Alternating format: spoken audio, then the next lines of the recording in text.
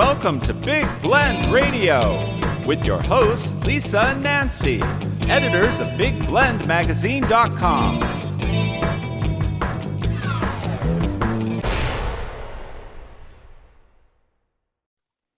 Hey everybody, welcome to Big Blend Radio's Writers Wednesday show, which airs every second Wednesday with our friends over at Books Forward. I encourage you to go to their website, booksforward.com.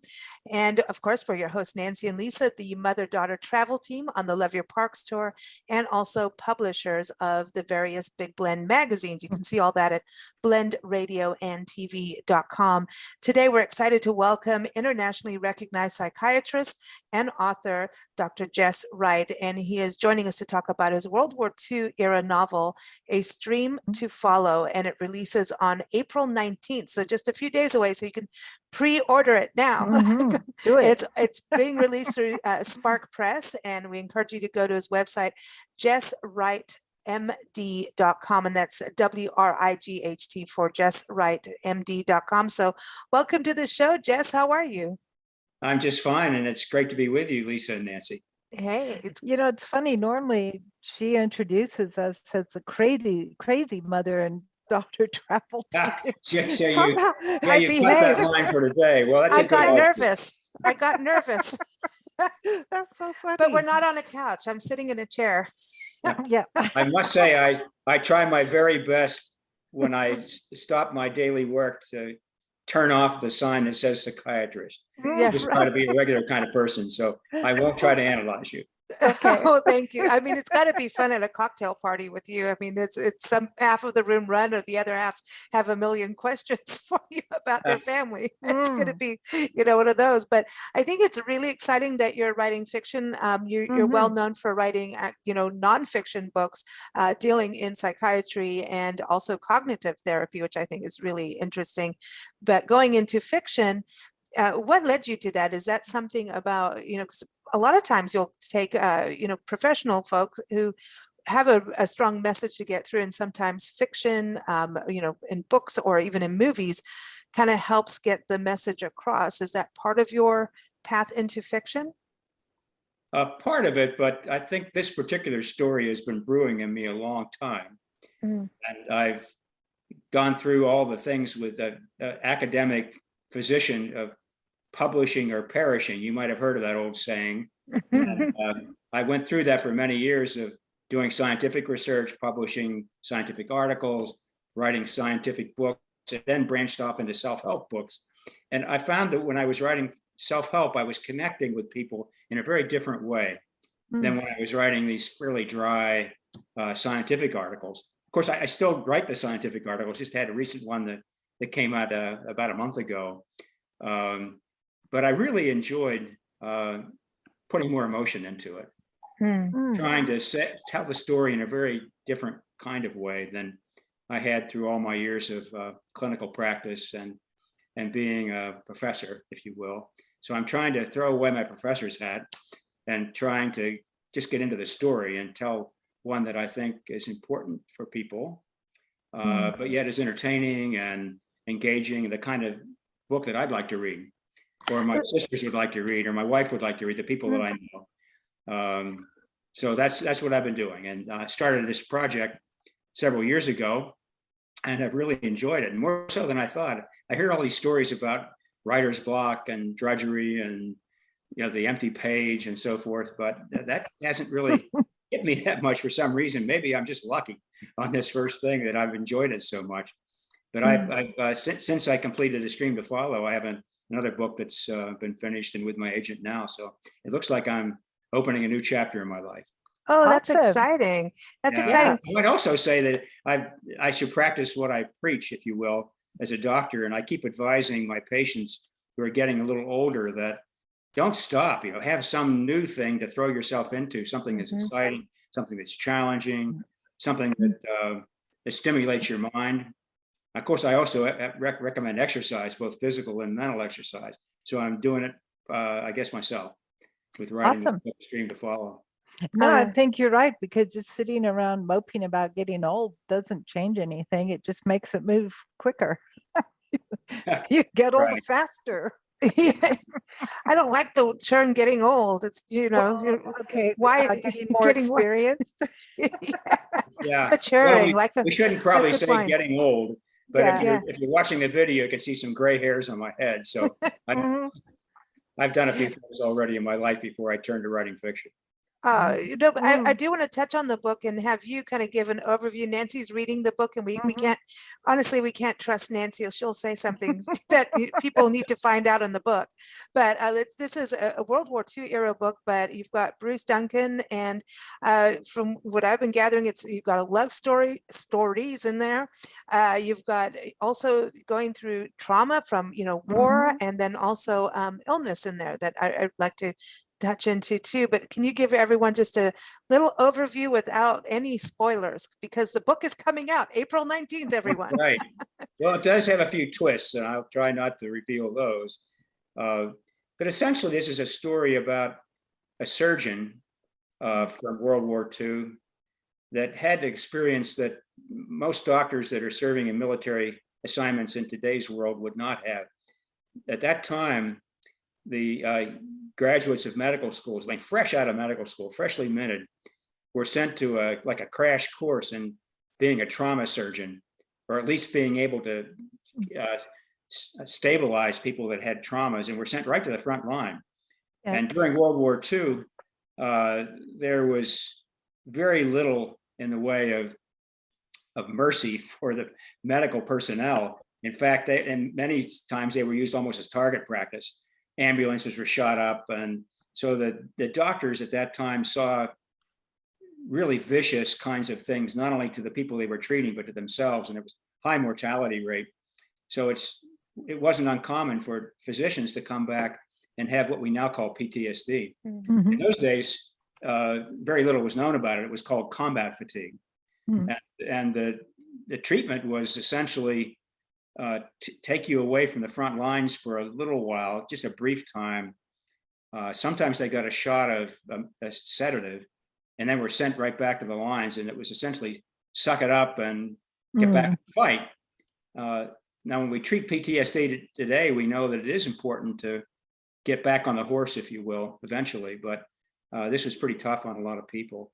But the story really revolves around how someone is hurt badly, emotionally, psychologically, and then finds a way for healing. Mhm. And there are many paths to healing in the book. The title, by the way, is metaphorical, a stream to follow. As in my work as a psychiatrist, I see that there are many streams that one can follow to reach wellness, or to reach some kind of healing for an illness or from trauma.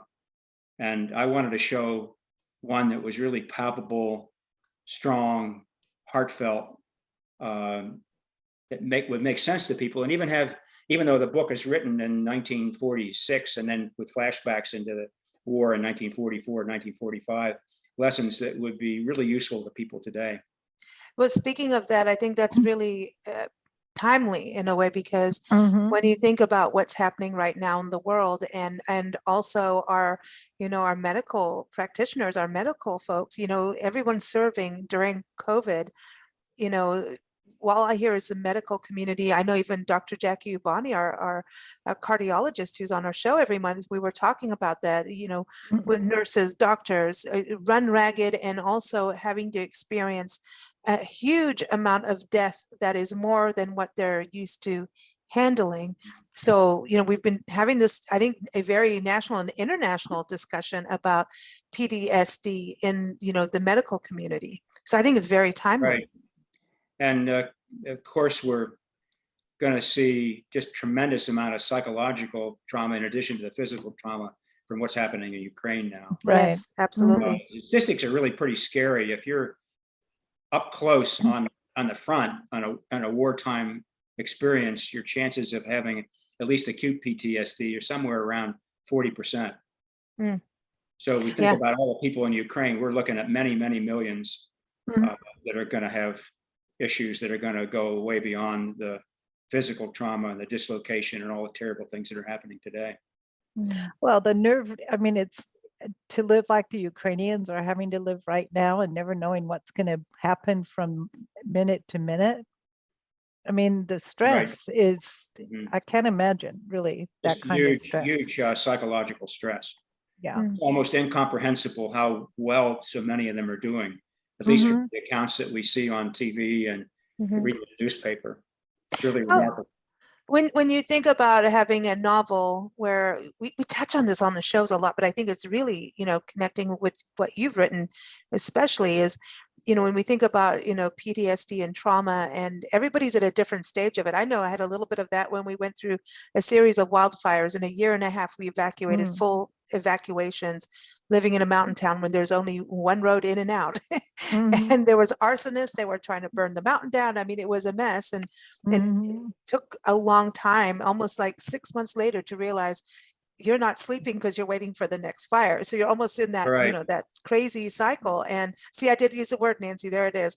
But going to your book now being fiction, I think there's something, I don't know, because I'm not a psychiatrist, obviously, but there is a point of cognitive therapy by reading a book, because there's no one there telling you yes or no about your feelings. And it's a easier way to relate to somebody else's story in a way. Do you think it just when you're reading a novel, it kind of feels better and you can identify in a way without someone telling you how to identify? I think you're spot on with that comment. Thinking back about so many books that I've read through the years that were just so influential, and they weren't somebody lecturing to me or telling me I needed to do this or do that, exercise more or eat right or whatever it might be. So I really think there's something in that.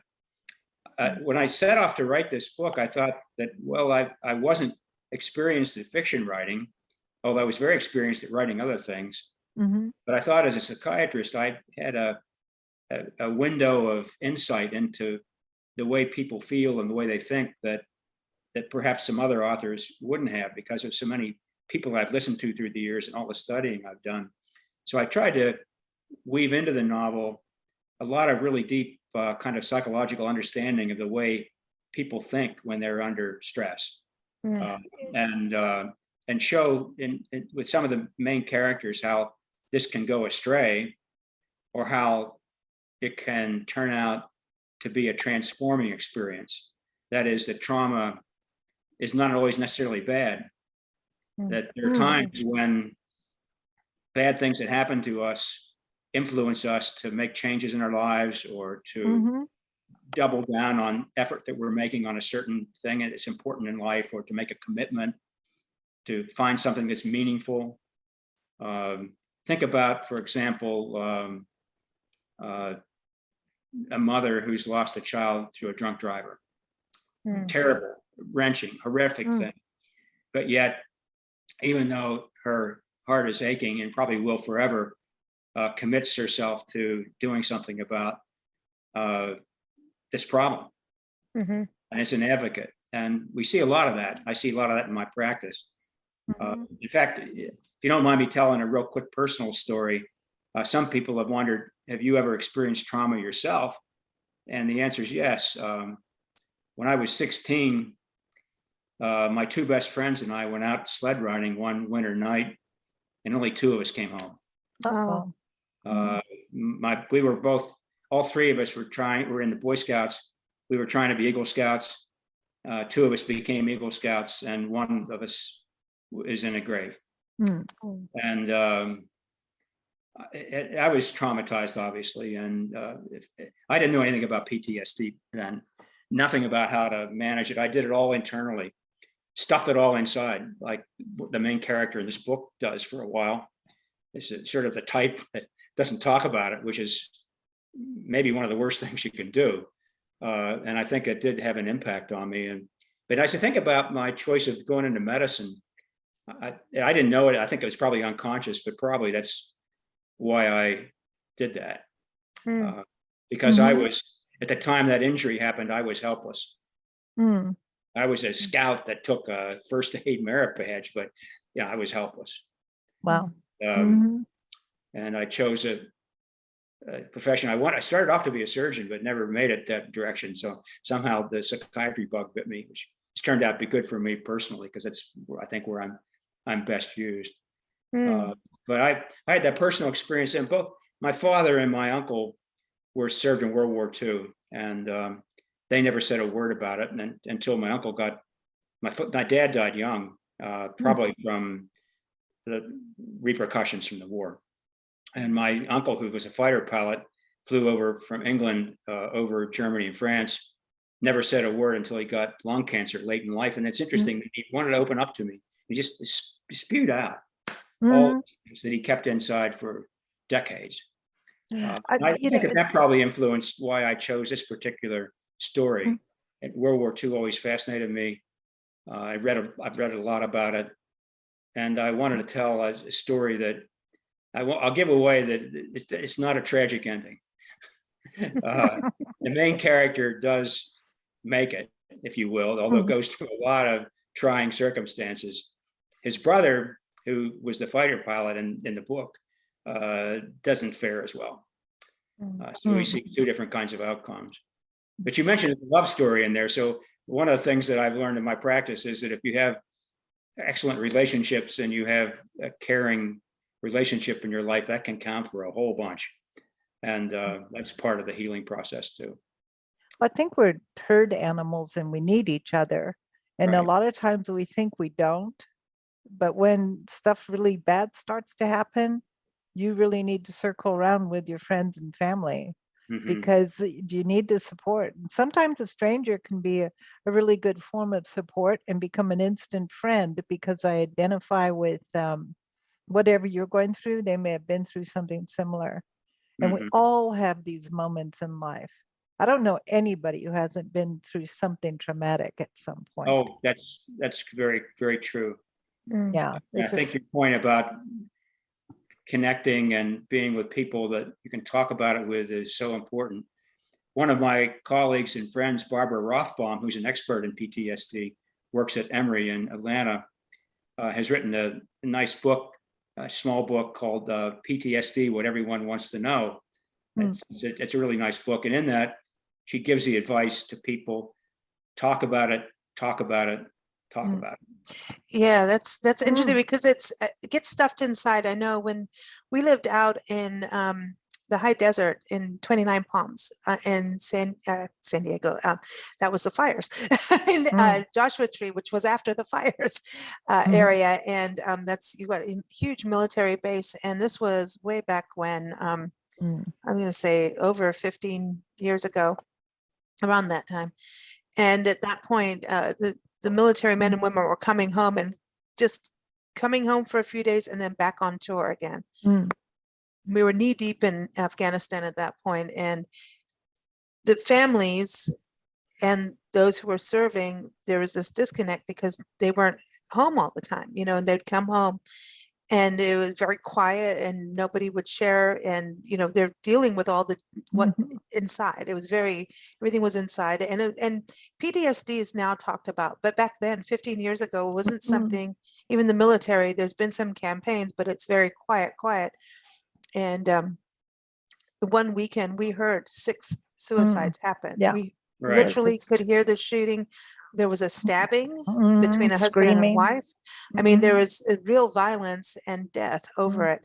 And yet here are men and women that went out to save and serve. You know, it's a very, it's really, when you hear all that happening, it's traumatic to know that there's been, it hasn't been talked about, and they're not talking about it. And so I think I love that part that you're doing it through storytelling, but you're still really shining a bright light that we do need to talk about PTSD, because, you know, people say PTSD and then it's like, just shove it up. Yeah, I said it. Now I'm going to shove it under the rug again.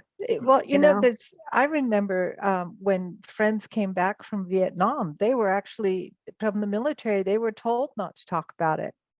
They were just flat rank. You'd get together on Christmas and you'd have 2 or 3 people that had served in Vietnam and they wouldn't say a word. They're just like, no, that discussion's not happening. It's off the table. So I don't know if the military really does say, don't talk about it.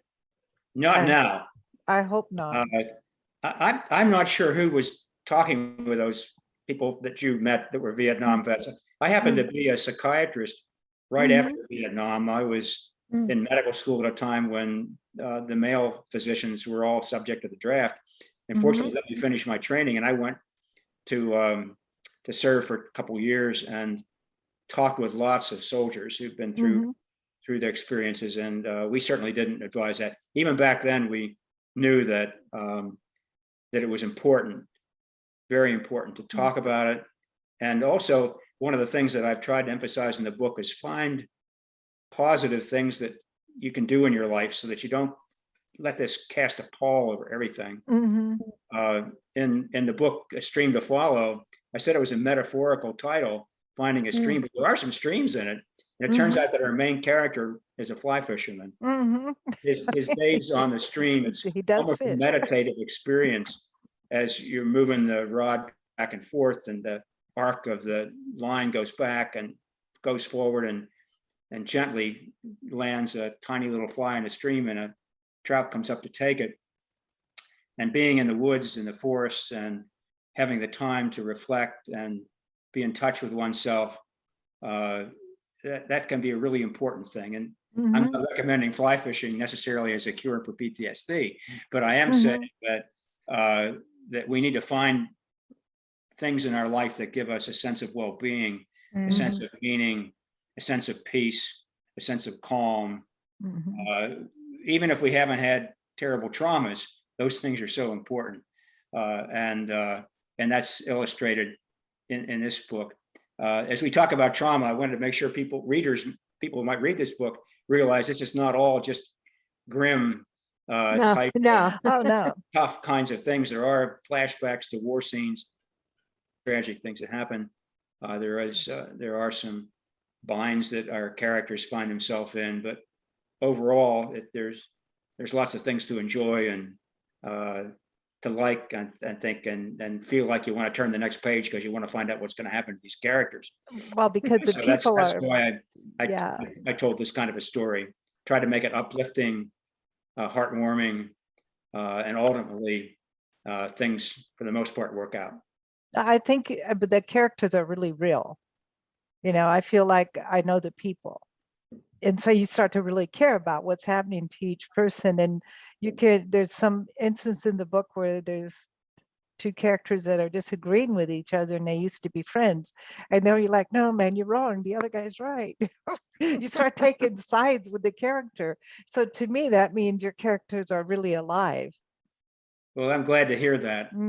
I'd hope that as a psychiatrist, I might have as I said, it's like a window into characters that might be helpful. So I tried to do that.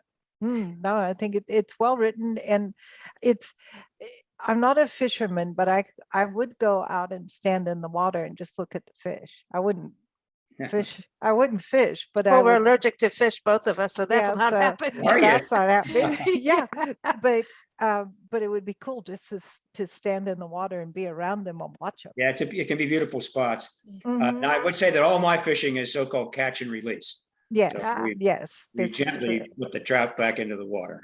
So do you go fishing in Kentucky? Because Kentucky's got some of the best water in the planet. That's how you make all that wonderful bourbon. But Well, I must say that the Kentucky bourbon is terrific stuff, and we have a little touch of it now and then. Most of my fishing is in Pennsylvania, oh, where okay. the book takes place. And the reasons for that, one is that I was born and raised there, and I've inherited a house there, right in the heart of the very best fly fishing in the whole eastern United States. The stream that is featured in this book, a trout stream, was the favorite trout stream of Dwight Eisenhower, one of our presidents, and Jimmy Carter. Oh, wow. And I never saw Jimmy on the stream, but I saw Secret Service people there a lot. Oh, wow. So I'll be up there fishing again in 2 weeks. So near Gettysburg. There you go. And I'll be up there enjoying that. So I tried to write about something I knew about, and I've been fishing for a while and like to do that. So is that near Gettysburg? Because we went to Eisenhower's farm up there, outside It's Gettysburg. actually more in the mountains. The Gettysburg is down in the flatland, but it would be about an hour and a half or so drive from Gettysburg, not too far. Yeah, Pennsylvania is a beautiful, beautiful Mhm. state. It really, we were there in the fall last year, and we've been there a bunch of times over the last couple of years. So we just I don't know what happens, but we keep We going just back. keep going back. But, but we were there in the fall, and it was just mind blowing. Yeah, We there were is up some in surprising Northeast. beauty in the state. I think a lot of Mhm. people who've not been there think of Pittsburgh and Philadelphia, think of industry and pollution and so forth, Mhm. but See, we there's haven't done vast those cities swaths at of all. gorgeous Mhm. land. Yeah. That's the only thing we haven't done is those two cities. Yeah, talking about pollution and such, you have a Oh, yeah. part in your book about silicosis. I'm interested in that because my father had Pulmonary pulmonary fibrosis. fibrosis, and he used to work at a cement factory, and the doctors took a long time to diagnose him. Because, of course, it's many years ago, but they said it was from the clay particles in the air that he was continually breathing. Well, So that that's very well could be. And a lot of people have heard about black lung or miner's lung Mhm. from coal, but there are many other industrial pollutants. And I happened to work in a brick plant when I was a young man, Mhm. trying to get some money scrambled together to pay for college and then medical school. And I worked there in the summers, and I saw firsthand a lot of silicosis, Hmm. tragic things. This was all men that worked there.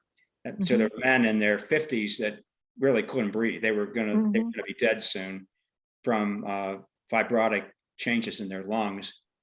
And we know now a lot more about that, and there's much better control. Hmm. But I did set up that as part of the story, so our doctor that comes back has some other battles, even here in the United States, and one of those is a tough fight to try to help these workers Mhm. in their plight. I told that story also.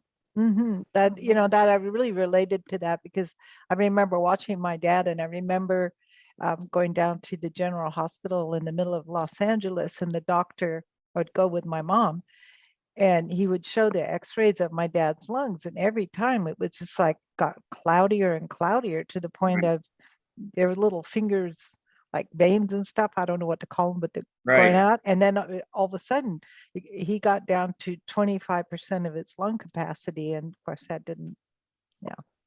That was pretty much Yeah. close to the end, and it just sounds like such a similar thing because it came from the dust of the concrete and whatever else they were doing in the factory. Right. Hmm. I'm sorry to hear about your dad. That's unfortunately fairly common in people that worked in those kind of conditions. Yeah. During the wars, a lot of the Navy personnel, particularly those that worked under the ship or in the guts of the ship, Hmm. got exposure to asbestos Oh gosh. and got asbestosis, which is a similar kind of thing. Yeah. Wow. That's interesting. Tying back to Pennsylvania, we were in Erie, Pennsylvania, and went to the Hagen House. It's a Hagen Historical Center, and they have the Watson Curtsey. Oh my gosh, I can't believe I can't remember the mansion. That's the mansion. And here in Erie, Pennsylvania, here's the Industrial Revolution happening, and you've got all the brick, that you're talking about. Just everything so brick, brick, brick. And this mansion, which it's got museums, is actually where the beginning of the Erie Canal was, which is now gone on this property. But the man who built this mansion is the one who invented asbestos. And so, Oh, and yeah. I mean, his money, and he had this opulent house, like everything had to be Roman, and it was about showing off. And I think it was on Millionaires Road or Millionaires Road, Millionaires Road or Profit Street. Yeah, so the it was very Wealthy Street. The names of some of the streets in that place were, it was like Wealthy Street, Profit Street. We're like, come on. Yeah, but he really wanted to show off, but then he didn't know he was killing people, with this asbestos. So it was kind of really an eye opener to see this opulence that came from asbestos as we know it today. Yeah. Just, yeah, I'm glad you put it in Pennsylvania. Pennsylvania, there's so much history, so tying it back to World War II and, all of that up there, that is fantastic. So before you go, we do want to know what's happening with book number 2, Yeah. because Nancy wants to read it and I have to start reading A Stream to Follow. So you got a book new number fan. 2 is finished, but it's with my agent now, and it hasn't been picked up by a publisher, but I hope it will be soon. It was just finished recently. Cool. It's a different story, but also has psychiatry woven through it. It's about the title is a sort of an odd title, but it comes from the painting that was done by George Bellows, who was a famous American painter. And Bellows happened to be invited to go to a mental institution and see something that was done back in those days. And he painted it, and it's quite an iconic image. He titled his painting "Dance in a Madhouse." And what happened was that people were put in psychiatric facilities and stayed often their lifetime. And they would have these dances, and people would come from the town, generally pretty well-to-do people, and have a party basically watching these poor people dance in front of them. And to me, it was like the epitome of stigma. Yeah, that is just so bizarre. One of the worst kinds of images of how we should understand and help people that are suffering some kind of an emotional disorder. And I also was informed by a friend of mine who's a poet, who came up with a really fascinating story of her uncle, who turned out to be a very famous, he was the brother of a very famous man, and he got an illness after getting typhoid fever and became psychotic. He was never really mentally ill. He had a physical illness that caused him to have it. But back in 1905, it was like a kiss of death. So warehouse. So he was put in one of these institutions and had to fight his way out.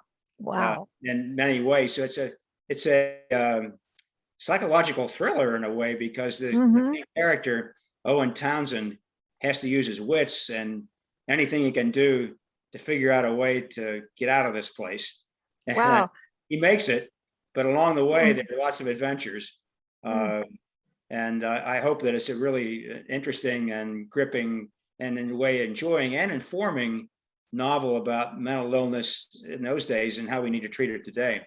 So there's some throwbacks to the way people were treated back then, and early days of hypnosis and Freudian therapy, and a lot of the history of psychiatry. It's pretty actually, with all these things. That's fascinating. Happening. And there's a love story into it too, and you have to have that. Oh, you have to have the love story. But it is interesting talking about PTSD and World War II era, and even your second book. We were in Asheville, North Carolina, and just such a great place of author history and artists and musicians. It's just and it still is an amazing creative community. But we went to a graveyard, and Thomas Wolfe was buried there, and we got at O. Henry, and then we got into this whole history in the Montfort district. It's a historic Montfort district, and so the Fitzgeralds were there and lived in Asheville. And so Zelda Fitzgerald down the street was in the mental institution, and she'd check herself in and out. So those two apparently used to have rip-roaring drunken fights, almost like a Virginia Woolf kind of thing. And yet they loved each other. So you got that story, but he died, and then she was, in that institution, and they were doing the electrocution thing, shock therapy. Right. And she died because she was in the kitchen before she was going for her treatment. So your mic is off.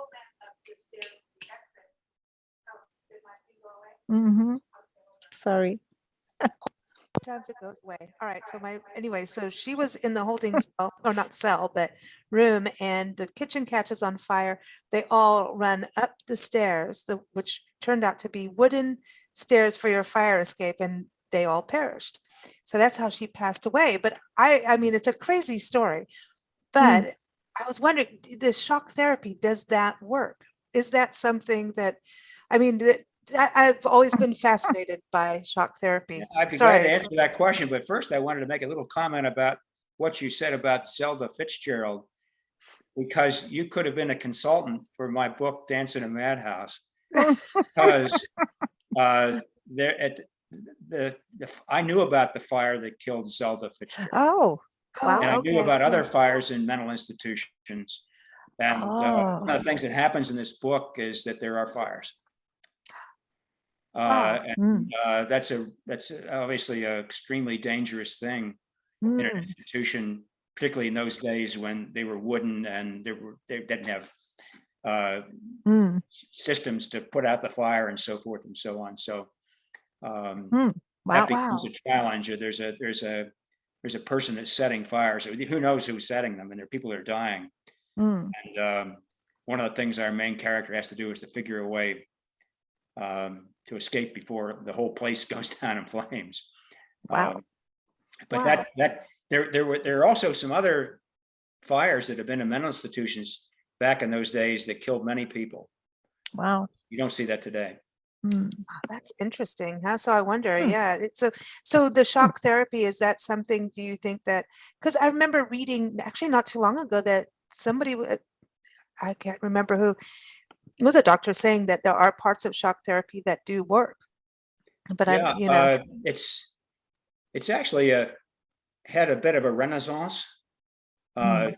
At one time, shock treatment was used almost injudiciously. Mm. There weren't other treatments that worked like we have now. We have lots of medications that work. We have psychotherapies that work. So if you go back into the 40s, for example, in the early 50s, before drugs like lithium came out, and then ultimately the antidepressants and other effective drugs, it was used across the board. And you might remember that movie, One Flew Over the Cuckoo's Nest. And Mhm. in that movie, it's a horror show. It's used as a punishment. Jack Nicholson, the poor fella, Yeah. treated without any anesthesia and so forth. It turns out that modern electroconvulsive therapy is done in a very humane and kind way. People have anesthesia. The machines that are used are very safe. The chances of there being memory problems or side effects are quite low. And it can be a lifesaver for people with severe depression. It's not used a whole lot, but at our center, I'm the director of the Depression Center at the University of Louisville. I don't do electroconvulsive therapy personally anymore. I just do outpatient work, but we do have 2 services where it's done for people with just profound depression that's not responded to medicine, and they may be at risk to harm themselves. I'll give you a quick example. I referred a patient there, an older man, a lovely person, had a great career, and he fell into an extremely deep depression in which he really had psychotic thoughts of believing that he was somehow a very harmful person that deserved to die, and that God's wrath was after him and so forth. And he had been on medicine, it was getting worse. And he had just 1 or 2 of the electroconvulsive treatments had a complete reversal. He was back to his old self. I followed him now for, I think, 3 years since then. And he said, we put him on medicine afterwards, he's 100%. Wow. That's amazing. In fact, That's amazing to hear. He's working again, even though he retired. Went back to work. Well, So you know, it's not like it's a works for everybody every time. But if we look at a box score of treatments that work for depression, for severe depression, electroconvulsive therapy is the most effective. I was just wondering Okay. about the connection too. And when you think about going back to, A Stream to Follow, we talk about PTSD, and especially back then, and how that can lead to severe depression, right? It can Right. literally, really make you really incredibly unhappy as a human being. So would any of those kind of treatments have happened at that point in, the World War II times? Electroconvulsive therapy has not been used for PTSD, and it doesn't have a place for that. But if you have PTSD plus profound depression, which can occur together, then it might be used, right? But it's not something that I feature in this this book, Stream to Follow. The treatments are gentler. Okay, I will give fishing sounds a lot clue that, nicer. the very best treatment that we've learned through research for PTSD is what's called exposure therapy, or cognitive behavior therapy with exposure, meaning we help people who are having these horrific images that course through their mind, nightmares, flashbacks, avoidance, emotional numbing. They really have to go back to the trauma and with a guide, with a therapist, face it, confront it, realize what it was, try to get beyond it so that it doesn't pervade every aspect of their waking and sometimes sleeping lives, the here and now. And so that's why we call it exposure therapy. Oh, okay. Yeah, one of the most innovative treatments is called virtual reality exposure therapy. For example, soldiers that have served in Afghanistan or Iraq, who've had traumas like a bomb, explosive device going off right underneath them or killing a friend or whatever, they're taken back with a headset and they're immersed in an environment that's like that while there's a friendly and supportive guide that helps them emote and get through it and get away from the stuck feeling that they get. They're stuck in a place, so they need to get past that being stuck. Wow. What a fascinating, because there's things like you hear the different, therapies, it can get, in our minds, we're going, that's like exposure therapy. That sounds traumatic. Well, yeah. or it could be, you take it to the street. Yeah. I don't know. You know what I mean? So, you That's hear a things point. is to understand. And a stream to follow, the main character, fortunately, comes to the realization that holding it all inside is really pulling him under. And there's got to be a way. And he finds that through his internal dialogue and through a loving relationship and through essentially good works in the community, of finding a way to channel that instead of allowing it to be stuck. Wonderful. So really, I'm showing a way that he didn't have a therapist, but he did have some people that really cared and loved him, and helped him through it. Yeah. Awesome. And being out in nature, that's always, Mother Nature is really good. She's a healing force for sure. Right. Everyone, I want to thank you for joining us. Everyone, that you can go get the book out now. Well, excuse me, April 19th, but you can pre-order it now. It is called A Stream to Follow, and you can go to jesswrightmd.com. So that's WRIGHT, jesswrightmd.com. And of course, keep up with us at bigblendradio.com every second Wednesday with Books Forward. We interview authors and sometimes psychiatrists and find out all kinds of things that we never knew. Well, thank you so much for writing your book. We're excited about your second one too. And kudos to you on a whole new chapter, I should say, and a whole new adventure. So toast to you. Well, thank you so much, Lisa and Nancy. It's been wonderful to be with you for a while. You too.